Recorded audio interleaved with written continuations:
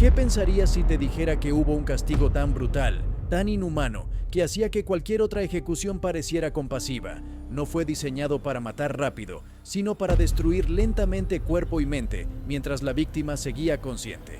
Este método existió, se llamó escafismo. Imagina estar atrapado en un ataúd flotante sin poder moverte bajo el sol.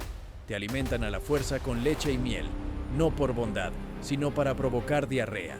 No puedes limpiarte, estás cubierto de tus propios desechos, y entonces empieza la verdadera tortura. Miel sobre tu piel, enjambres de insectos devorándote vivo, picándote, poniendo huevos. Y tú, sintiendo todo. Esto no es una leyenda, es uno de los castigos más espantosos de la historia. Prepárate, porque estás a punto de conocer el método de ejecución más perturbador jamás registrado.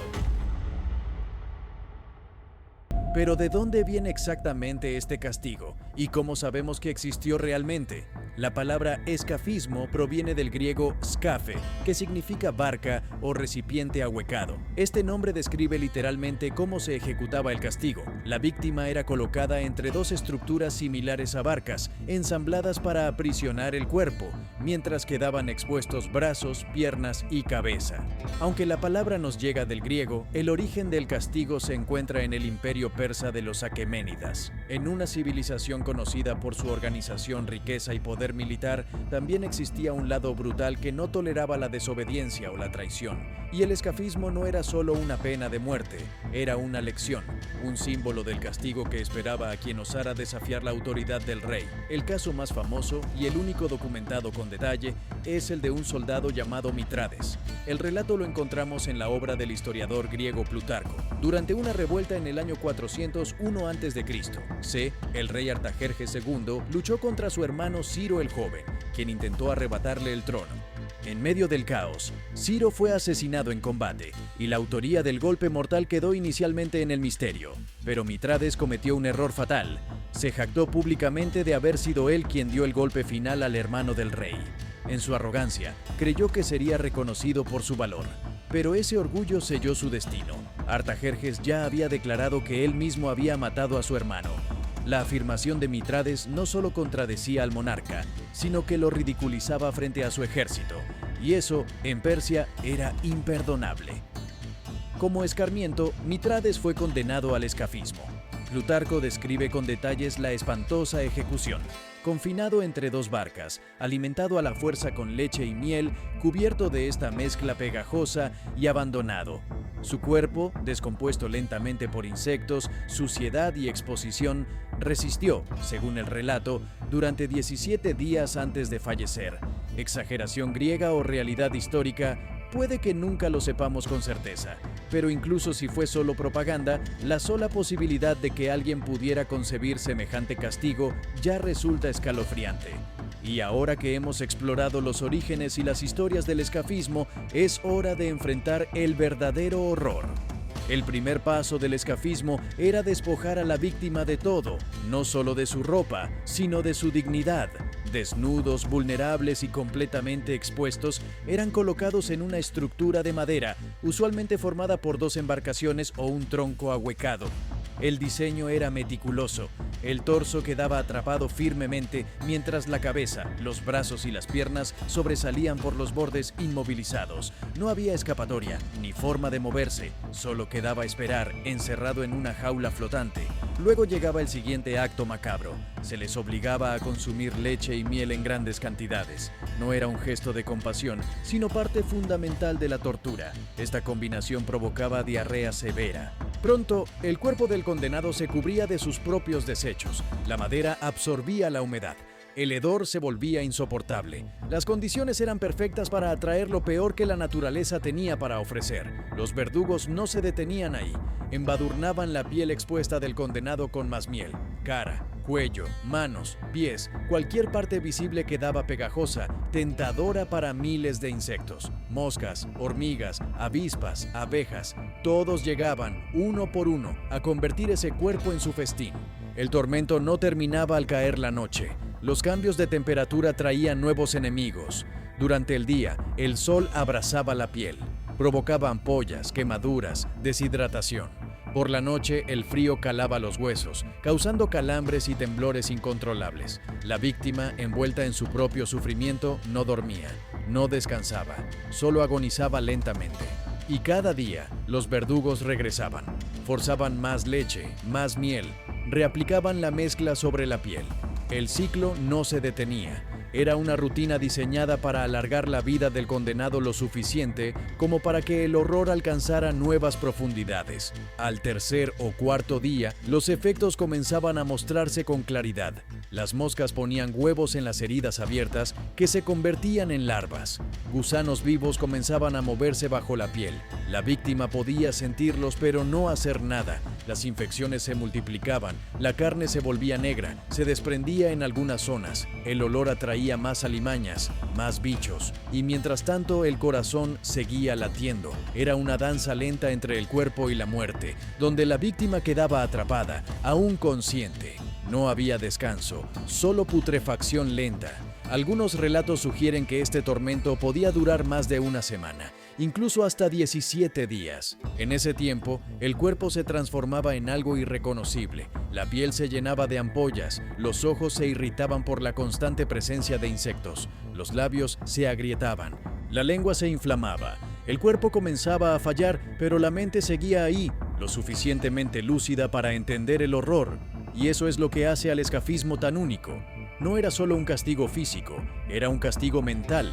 La víctima sabía lo que le estaba ocurriendo, comprendía su destino, veía su cuerpo descomponerse lentamente, sentía cada picadura, cada mordisco, cada respiración superficial. Esperaba la muerte, no por miedo, sino por deseo, porque la muerte era la única liberación posible.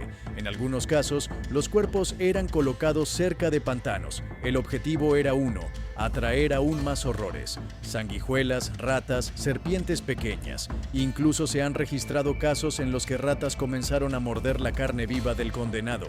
Las mordidas no eran letales, eran prolongadas, dolorosas, humillantes, imposibles de ignorar. Imaginen eso, sentir que un roedor muerde tus dedos de los pies mientras tú, atrapado, solo puedes mirar. Con el tiempo, la víctima dejaba de gritar, no porque el dolor cesara, sino porque la garganta se secaba, el cuerpo se volvía incapaz de emitir sonido alguno. La mente, confundida por la fiebre y el sufrimiento, entraba en un estado de delirio. Algunos hablaban solos, otros lloraban, otros simplemente caían en un silencio total. Los últimos momentos eran los más brutales. El cuerpo fallaba, el corazón exhausto latía con dificultad. La respiración era débil, espaciada, la piel colgaba a pedazos, las infecciones habían conquistado cada rincón y aún así los ojos podían seguir abiertos. Observando, viviendo. Finalmente, la muerte llegaba, pero no como un relámpago, no como una liberación rápida. Era una caída lenta, dolorosa, inmisericorde, y cuando llegaba, el cadáver no era más que una carcasa rota, irreconocible, una mezcla de carne podrida, huesos y olor a muerte. Quienes presenciaban la escena rara vez olvidaban lo que veían, porque el escafismo no solo mataba a quien lo sufría, también dejaba cicatrices imborrables en todos los que lo presenciaban. Lo más inquietante del escafismo no es solo su brutalidad física, es el legado psicológico que dejó atrás. Un castigo tan prolongado, tan meticulosamente diseñado para destruir la voluntad humana, no puede ser comprendido únicamente desde la perspectiva del dolor. Para quienes lo sufrían, el escafismo representaba la anulación absoluta de todo lo que los hacía humanos, su libertad, su dignidad y sobre todo su esperanza. La verdadera tortura comenzaba mucho antes de que llegaran los insectos, incluso antes de que los verdugos trajeran la leche y la miel. Comenzaba con la conciencia. La víctima sabía desde el primer momento que no habría una muerte rápida. Sabía que cada segundo de vida significaría una degradación más profunda, una humillación más total. Esa anticipación era una forma de tortura en sí misma. Los relatos históricos que mencionan el escafismo insisten en este aspecto. La víctima estaba completamente consciente durante la mayor parte del proceso. Esto no era una ejecución hecha en la sombra. Era un espectáculo, una advertencia pública de lo que sucede cuando uno se atreve a desafiar el orden imperial. A través del sufrimiento de uno, se pretendía disciplinar a miles. Imagina ser testigo de esto, ser un soldado joven en formación, viendo cómo sueltan a un traidor en el río, atrapado en una barca, retorciéndose, rogando por agua. Imagina caminar por el muelle días después y aún verlo allí, irreconocible, y saber que sigue vivo. Esa imagen no se borra fácilmente. El escafismo no solo castigaba al condenado, moldeaba el miedo colectivo de toda una sociedad. Y es aquí donde este castigo adquiere una dimensión completamente diferente. No se trataba solo de eliminar a un enemigo, se trataba de moldear el comportamiento, de convertir el terror en una herramienta política. En un mundo donde la lealtad era la base del poder, el escafismo era el recordatorio constante de que la traición no solo se castigaba con la muerte, sino con algo mucho peor, la deshumanización absoluta. A diferencia de otros métodos de ejecución, el escafismo no permitía a la víctima ningún tipo de redención. No había discursos finales ni martirio posible. El cuerpo se convertía en un pantano viviente, el alma en un grito perpetuo de desesperación. Y cuando finalmente llegaba la muerte, no lo hacía como un alivio heroico, sino como una rendición, como el final de una degradación que había superado los límites de la imaginación. Lo más terrible es que, de algún modo, este castigo funcionó.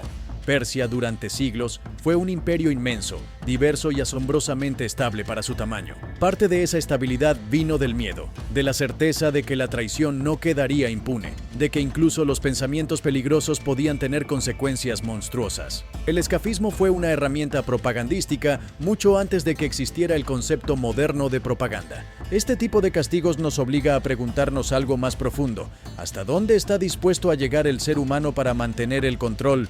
¿Qué revela este tipo de violencia institucionalizada sobre la naturaleza del poder? En última instancia, el escafismo es un espejo oscuro que refleja lo que las civilizaciones están dispuestas a hacer para sobrevivir.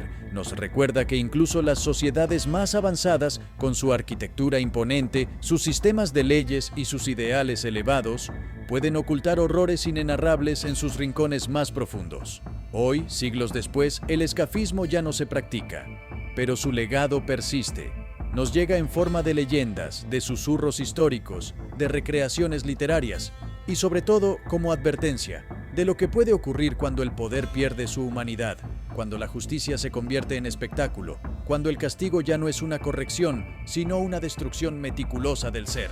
Quizás ese sea el verdadero terror del escafismo, no los insectos, no el dolor, sino el hecho de que fue concebido por mentes humanas y ejecutado por manos humanas con una precisión aterradora. Un recordatorio sombrío de que lo más espantoso de la historia no son los monstruos míticos, sino lo que el hombre puede llegar a hacerle a otro hombre en nombre del orden. Y así termina la historia del castigo más perturbador del que probablemente nunca habías oído hablar. El escafismo no fue solo una forma de ejecutar, fue un símbolo de lo lejos que puede llegar la crueldad humana cuando el poder y el miedo se combinan. Una tortura tan meticulosamente diseñada para romper el cuerpo y el espíritu que siglos después aún nos hiela la sangre.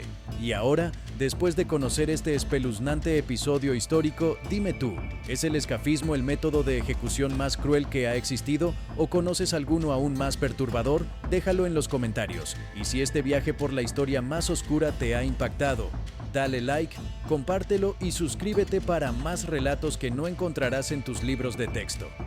Gracias por mirar.